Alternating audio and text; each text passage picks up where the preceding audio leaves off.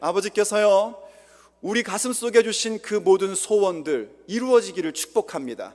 특별히 우리의 인생을 이끌어 가셔서 마침내 우리 가슴 속에 있는 그 영원한 소원의 항구에 이르게 하시는 그 놀라운 역사가 오늘 우리에게 함께 할 줄로 믿습니다. 축복합니다. 맞아요, 여러분. 우리가 살아가는 인생은요, 어떤 면에서 항해와 같습니다. 물론 그 항해는 유람선 타는 항해도 아니고요, 고기 잡으러 놀러 가는 항해도 아닙니다. 분명한 목적을 향해서 가는, 목적지를 향하여 가는 항해입니다. 그리고 그 항해에는 우리는 원치 않지만 때로는 풍랑이 일고 시련이 있고 뭔가 그 항해를 방해하는 일들이 있기는 합니다. 그러나 여러분, 축하합니다. 여러분은 그러한 풍랑 속에서도 마침내 소원의 항구에 도착할 수 있는 권세를 얻으셨습니다. 그래서 축하합니다. 축하드립니다. 오늘 여러분이 지금 이 자리에 있다는 사실이 바로 하나님 아버지께서 우리를 그 모든 풍랑 속에서도 마침내 소원의 항구로 도착하게끔 만들어내고야 마시겠다는 아버지 의지의 표현입니다. 그게 우리가 여기에 와 있는 증거입니다. 그러므로 우리에게 중요한 것은 뭐냐면요, 우리가 마침내 그 풍랑 속에서도 소원의 항구에 도착하기 위하여 과연 우리는 어떻게 그 풍랑 위를 걸어가는 사람들이 될 수 있을 것이냐 하는 부분입니다. 그렇습니다, 여러분. 우리는 풍랑 위를 걸어가는 사람들이 되어야 합니다. 그 일은 어떻게 가능할까요? 오늘 성경의 말씀을 통하여 우린 그 방법들과 그 길들을 함께 생각해 보려고 합니다. 첫째로, 인생의 풍랑이를 걷는 사람들이 되고자 한다면 인생의 목적을 확실히 하고 그것을 확실히 하는 시간을 가지십시오. 인생의 목적을 바로 잡으셔야 됩니다. 그리고 그것을 되새기는 시간을 항상 가지셔야 합니다. 그것이 우리로 하여금 풍랑이는 바다 위를 당당히 걸어갈 수 있는 사람들로 만들어 줍니다. 오늘 성경이 이렇게 얘기를 합니다. 본문 22절과 23절 말씀입니다. 예수님께서 즉시 제자들을 재촉하사 자기가 무리를 보내는 동안에 배를 타고 앞서 건너편으로 가게 하시고 무리를 보내신 후에 기도하러 따로 산에 올라가시다 저물매 거기 혼자 계시더니 라고 기록하고 있어요. 뭔가 예수님이 좀 서두르는, 뭔가 긴급한 모습을 보이십니다. 사실은요, 이 앞에 어떤 일이 있었냐면 오병이어로 5,000명을 먹이신 그 귀한 역사가 있었습니다. 그래서 제자들이 그 오병이어를 가지고 5,000명 모인 사람들을 먹이는 일에 딜리버리 역할을 했어요. 배달하는 역할을 했습니다. 얼마나 신났을까요? 얼마나 기뻤을까요? 세상에 살면서 예수님께서 베풀어 주시는 그 놀라운 기적의 사건들을 전달하는 것만큼 정말 흥분되고 기쁘고 즐거운 일이 어디 있겠습니까? 정말 기쁘고 즐거웠습니다. 그런데 거기에 뭔가 묘한 분위기가 하나 흐릅니다. 물론 인간적인 시각으로 보면 당연한 거일 수 있습니다. 그런데 우리 예수님은 그 분위기를 싫어하셨습니다. 같은 내용을요, 요한복음에서는 이렇게 얘기를 합니다. 요한복음 6장 15절. 그러므로 예수님께서 저희가 와서 자기를 억지로 잡아 임금 삼으려는 줄을 아시고 다시 혼자 산으로 떠나 가시니라 하십니다. 사람들이 지금 어떤 분위기가 흐르고 있는 거냐면 예수님을 자기들의 임금으로 삼으려고 했다는 겁니다. 그들이 임금으로 삼으려고 했는데 예수님은 그것을 거절하시고 사람들을 흩트러 보내시고 예수님은 산으로 기도하러 가셨다는 겁니다. 어쩌면 제자들도 이것을 굉장히 좋아했을지 모릅니다. 왜냐하면 그 당시 사람들은 예수님의 놀라운 능력을 보면서 로마를 물리쳐가지고 정치적이고 경제적인 것을 해결해주는 왕 되기를 원했거든요. 그리고 제자들은 예수님이 그런 왕이 되셨을 때에 자기들도 한 자리씩 차지를 하고, 그리고 제자들끼리는 그렇게 한 자리씩 차지할 때 누가 더 높은 자리에 앉을 것이냐, 이걸 가지고 막 다투기도 했었거든요. 그런데 우리 예수님은 그것을 거절하십니다. 왜냐하면 예수님이 원하시는 모습이 아니기 때문입니다. 아시다시피 예수님은 우리의 왕이십니다. 믿으십니까? 예수님은 왕 중에 왕이시고 만주의 주가 되신 분이십니다. 그러나 사람이 기대하고 사람의 세상적인 욕구를 충족시켜 주시는 왕이 아니십니다. 예수님의 왕 되심은 오직 하나님 아버지의 뜻을 따라 십자가에서 죽으시고 부활하셔서 우리의 죄를 씻으시고 우리를 하나님의 자녀 되도록 구원하시기 위한 왕이십니다. 우리 예수님이 이 땅에 오셨던 것은 바로 그 일을 이루시기 위하여 오셨던 것이었습니다. 그리고 예수님의 왕 되신 모습은 바로 아버지의 뜻을 따라 아버지의 방법대로 십자가를 지시고 부활하심으로 그분의 왕 되심을 나타내 보이실 것입니다. 그게 예수님의 목적이셨습니다. 예수님이 이 땅 가운데 오신 목표셨습니다. 그러나 사람들은 그것이 아니라 자기들이 원하는 대로 예수님을 멋대로 왕으로 만들려고 했던 것이죠. 그래서 예수님이 그것을 거절하십니다. 그리고 예수님은 오히려 예수님이 이 땅 가운데 오셨던 목적, 그 목표, 그것을 위하여 기도하십니다. 여러분, 우리에게도 그것이 필요합니다. 우리의 인생 가운데 목적을 바로잡는 것이 중요합니다. 우리의 인생 가운데 목표를 바르게 잡는 것이 참으로 중요합니다. 물론 오늘은 목적이나 목표에 대하여 여러분들에게 말씀을 나눈 날이 아닙니다. 그럼에도 불구하고 여러분에게 한 가지만 말하라고 한다면요, 저는 여러분에게 담대히 얘기하고 싶습니다. 여러분의 인생의 목적과 목표를 오직 예수님으로 삼으십시오. 왜냐하면 예수님만이 길이시기 때문입니다. 예수님만이 진리이시기 때문입니다. 예수님만이 생명이시기 때문입니다. 인정하시면 아멘 하십시오. 예수님만이 길이고 진리이시고 생명이시기에 우리의 인생 속의 최고의 목적, 최고의 목표는 오직 예수님입니다. 그리고 예수님께서는요, 그 목적과 목표를 확실히 아는 방법이 무엇인지를 친히 보여주시고자 모범이 되시고자 산으로 올라가 기도하셨습니다. 그러므로 우리도 그것을 해야 됩니다. 우리의 목적과 목표가 예수님이어야 하는 그 사실을 바르게 잡고 그것을 위해서 항상 깨어 기도할 줄 아는 지혜를 가지셔야 됩니다. 여러분, 우린 그것을 가져야 됩니다. 그럴 때 비로소 우리의 인생은 풍랑이를 걷는 사람으로서의 첫 번째 발자국을 뛸 수 있는 것입니다. 둘째로, 풍랑과 같은 우리의 인생, 정말 격한 여러 가지의 시련들 위를 걷는 사람이 되려면 우리는 무엇을 해야지 될까요? 그것은 예수님에 대한 바른 이해를 가지셔야 합니다. 예수님에 대한 바른 이해를 가지십시오. 예수님은 누구시냐면 오늘 우리를 구원하고자 오시는 분이십니다. 오늘 본문 25절로 27절을 다시 보겠습니다. 밤 사경에 예수님께서 바다 위로 걸어서 제자들에게 오시니 제자들이 그 바다 위로 걸어오심을 보고 놀라 유령이라 하며 무서워하여 소리 지르거늘 예수님께서 즉시 일러 가라사대 안심하라 내니 두려워 말라. 아멘. 예수님께서 제자들을 재촉해서 보내셨다고 아까 얘기했지 않습니까? 제자들 마음이 어땠을까요? 저는 성경 보다가 상상하는 걸 너무 좋아합니다. 제자들이 아마 굉장히 마음속에 불평이 생겼을 것 같아요. 와, 예수님 실수하시는 거다. 이건 정말 귀한 기회인데, 드디어 왕이 될 수 있는 귀한 기회인데 왜 예수님 이러시지? 하면서 마음속에 불평하는 마음이 생겼을 것 같아요. 그런데 이내 곧 불평할 시간도 없이 풍랑이 일기 시작을 하는 겁니다. 사실 제자들 가운데는 그 갈릴리 호수에서 잔뼈가 굵은 분들도 많으세요. 그런데 도대체 자기가 알고 있던 기술로 자기의 경험으로 해결할 수 없는 풍랑인 겁니다. 오도 가도 못합니다. 그 모습을 예수님께서 보시고 예수님께로 걸어갑니다. 한참 파도와 싸우는데 뭔가가, 사람의 형체가 물 위로 걸어오는 거예요.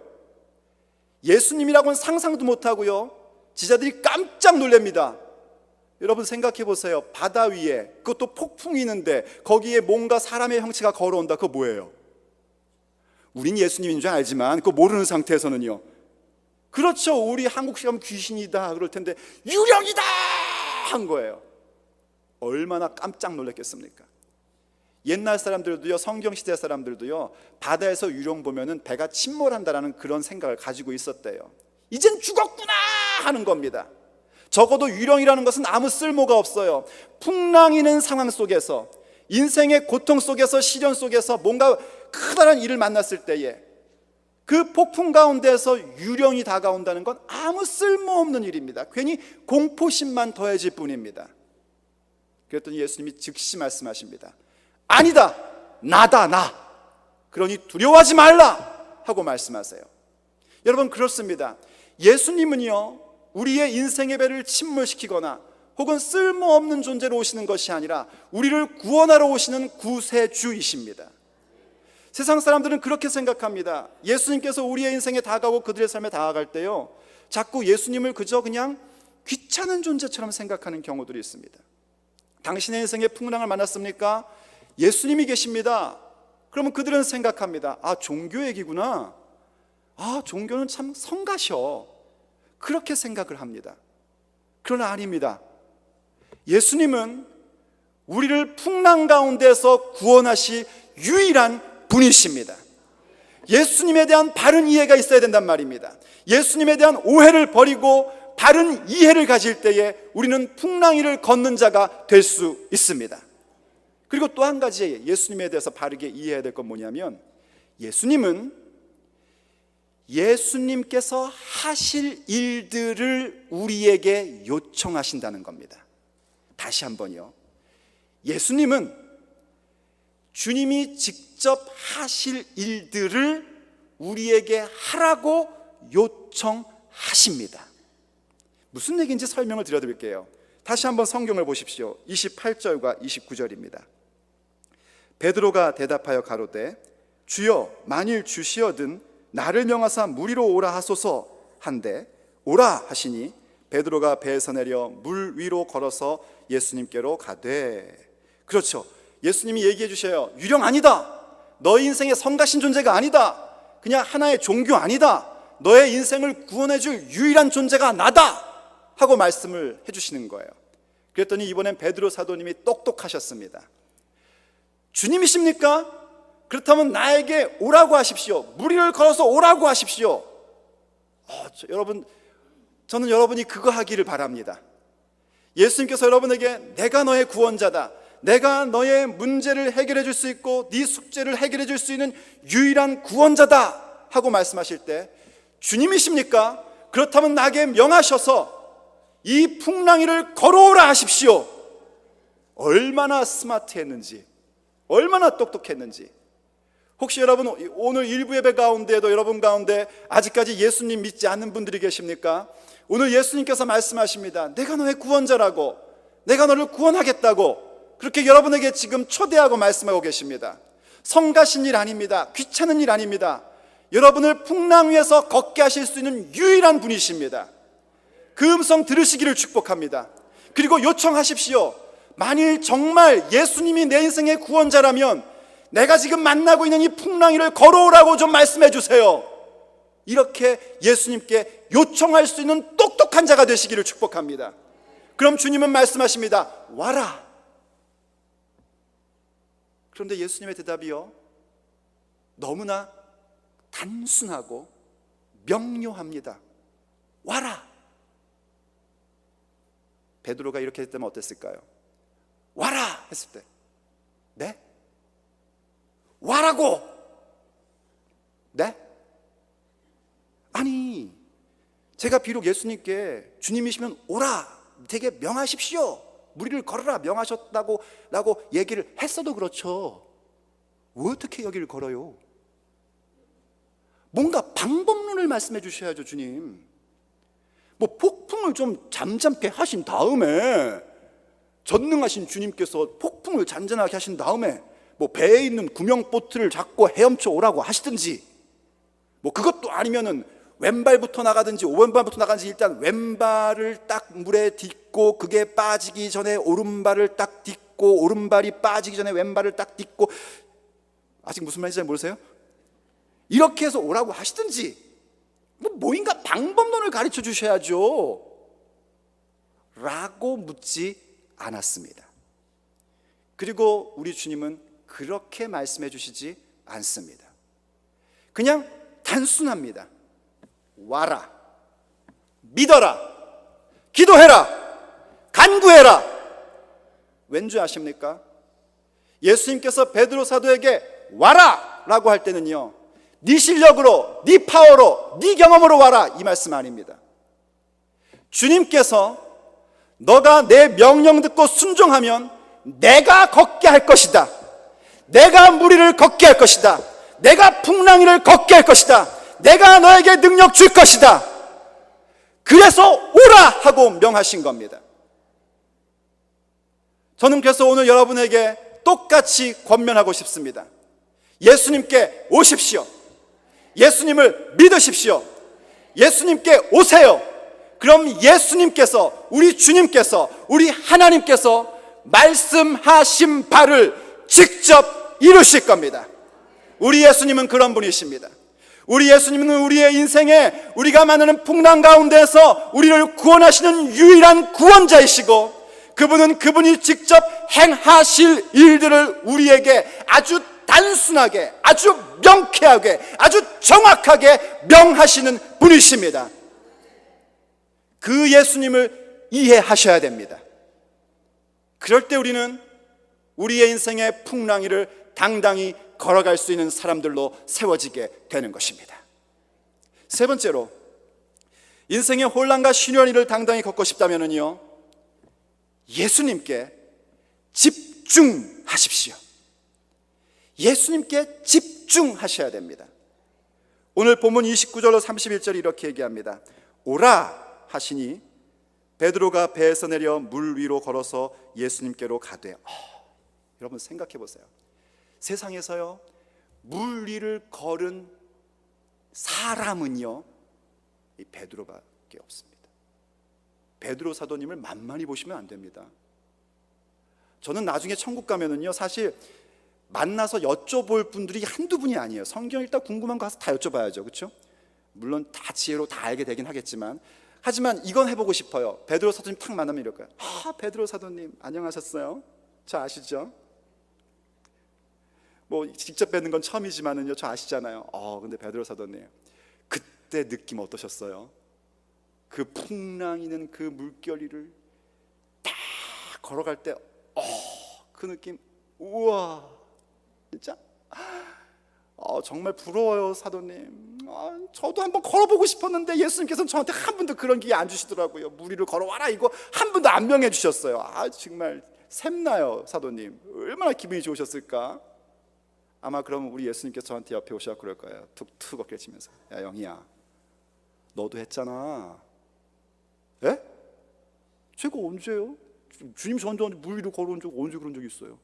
너도 했어. 물결의 풍랑보다 더 심각한 인생의 풍랑을 네가 걸어왔잖아. 그 위를 걸었잖아.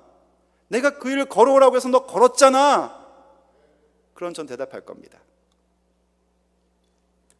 주님이 하셨습니다. 저 아니고요, 주님이 하셨습니다. 성경에 안 나오는 얘기예요. 제가 상상한 얘기예요. 성경에 찾아보시면 안 돼요. 그런데 그 다음에 이렇게 얘기를 하잖아요.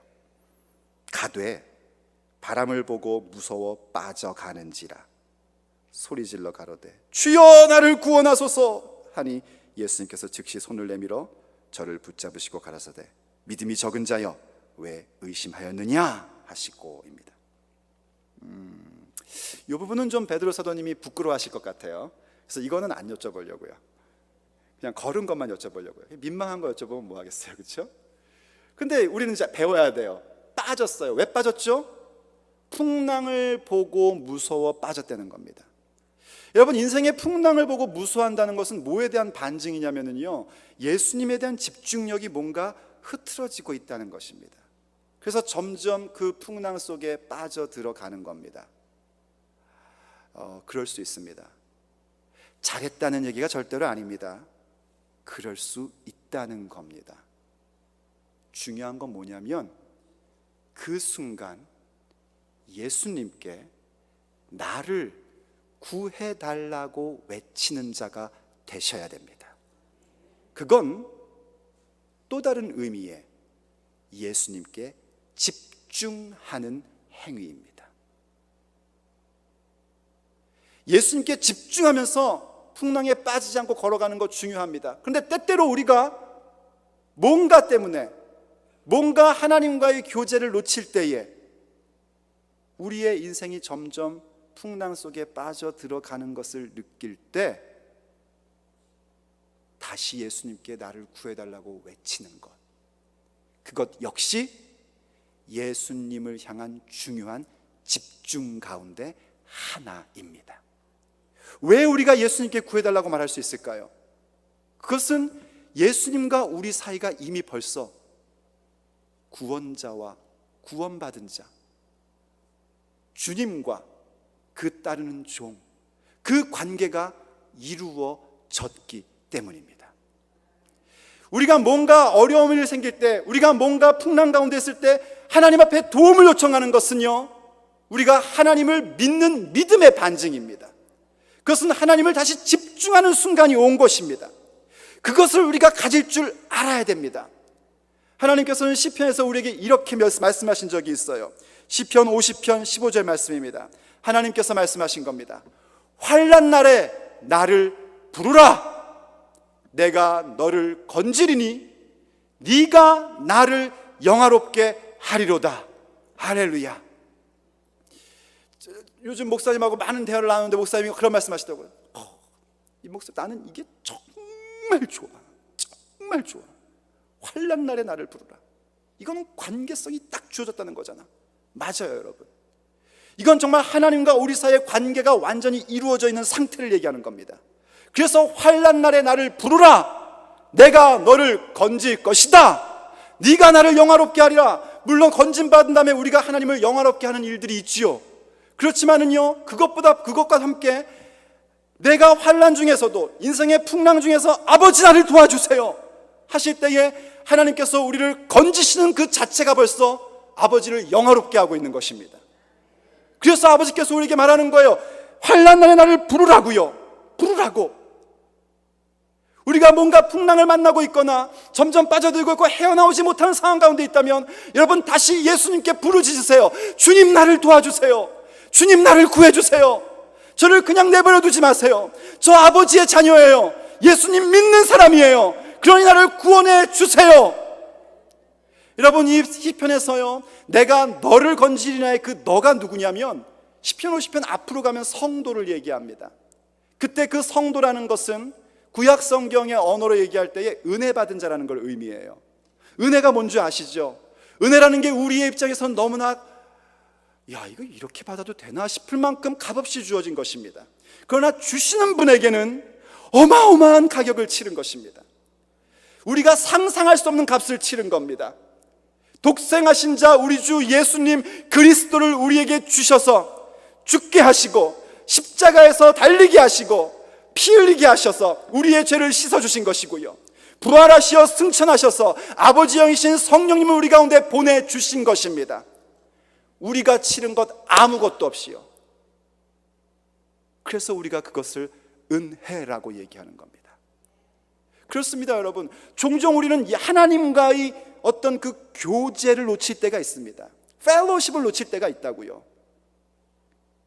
때로는 우리의 게으름 때문에 놓칠 때도 있고요. 그렇죠?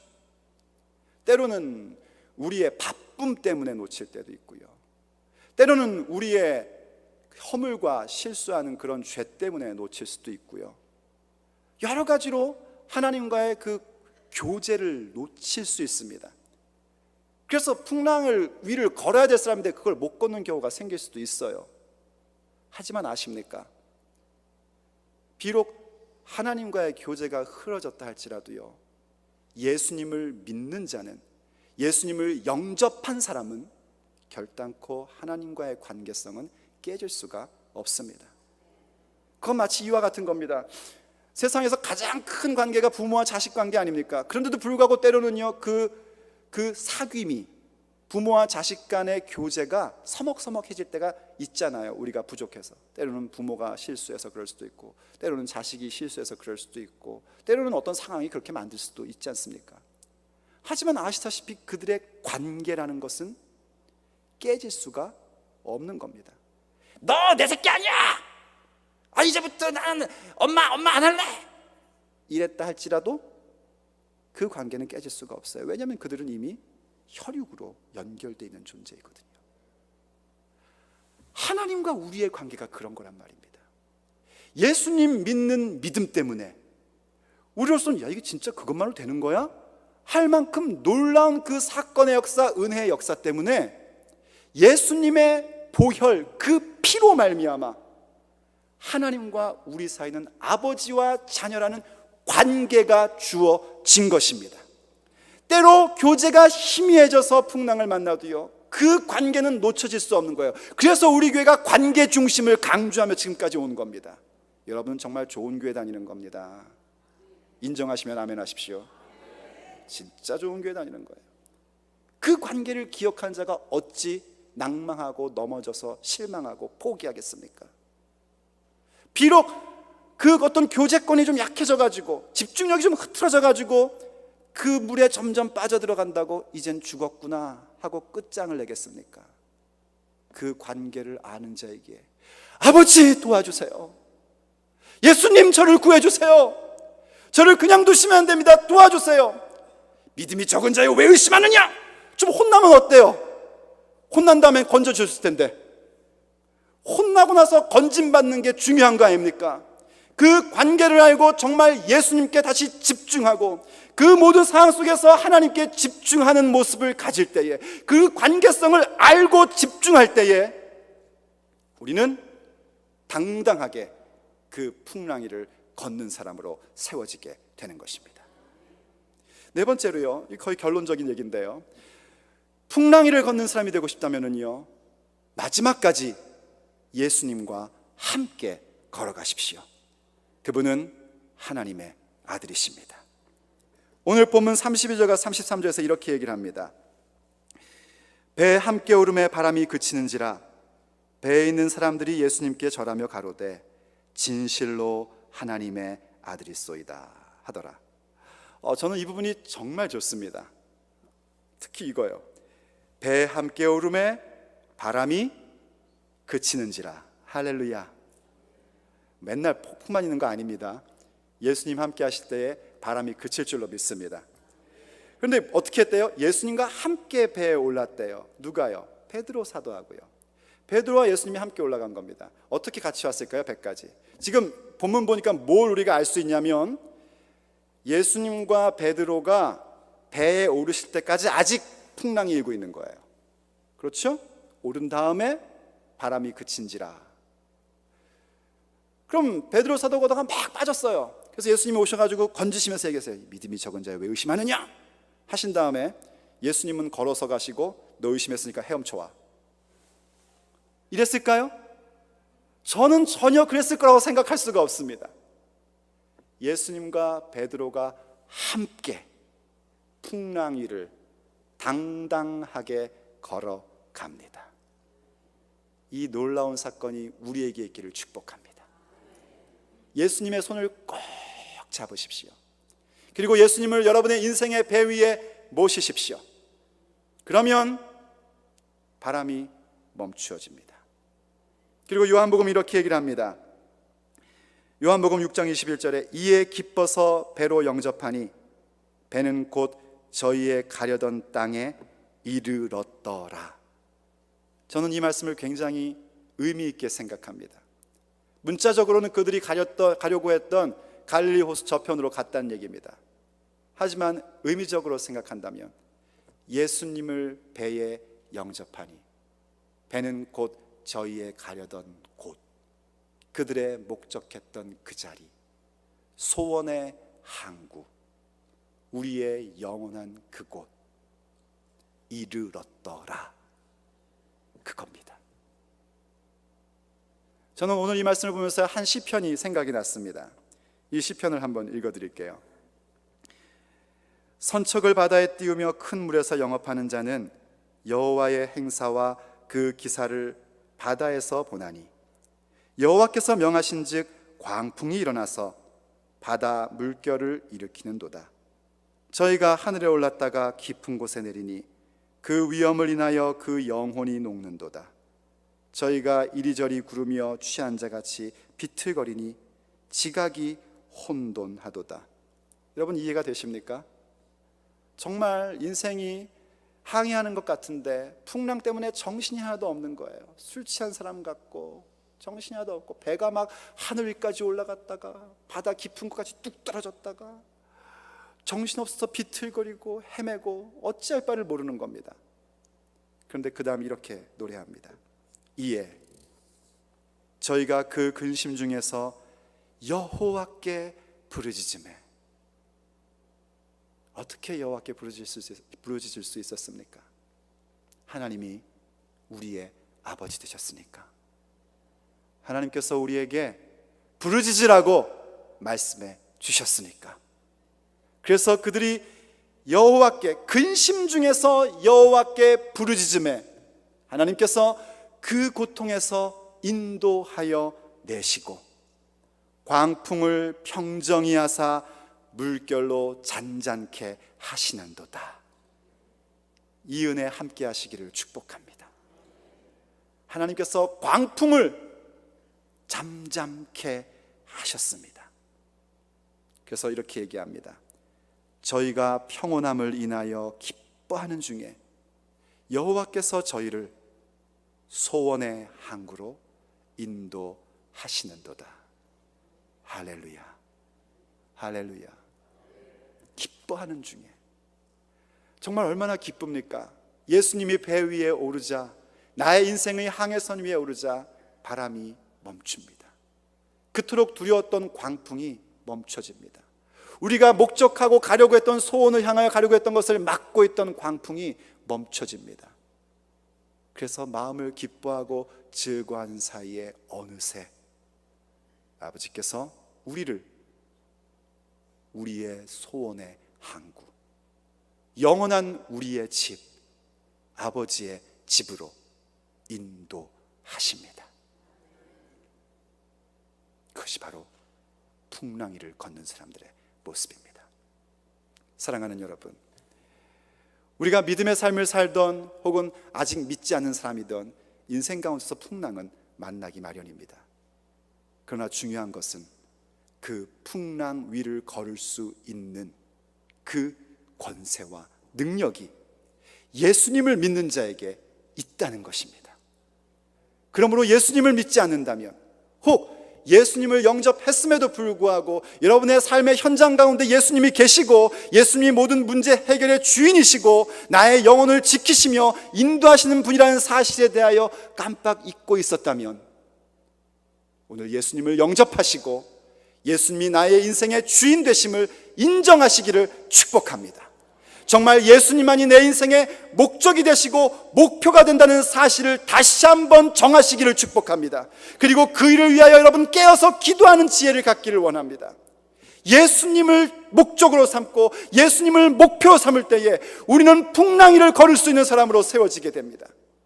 그리고 예수님이 목적이 되고 목표가 되었다면 이젠 예수님에 대하여 바른 이해를 가지십시오. 그렇습니다. 예수님만이 구원자이시고 우리 예수님은, 우리 하나님은 하나님이 하실 일들을 우리에게 명하시는 분이십니다. 그러니 여러분, 이제 예수님께 집중하십시다. 예수님으로 말미암아 하나님과 우리 사이에 주어진 관계가 무엇인지를 기억하면서 아버지 앞에 구해달라고, 도와달라고 구하는 자가 되십시오. 아버지께서 구해내실 것이고요, 이제 예수님과 함께 걸어가는 인생으로 만들어 주실 겁니다. 여러분의 인생의 그 항해하는 배 위에 예수님을 모시십시오. 바람이 멈추고요, 어느새 우리는 소원의 항구에 도착해 있을 것입니다. 기도하시겠습니다.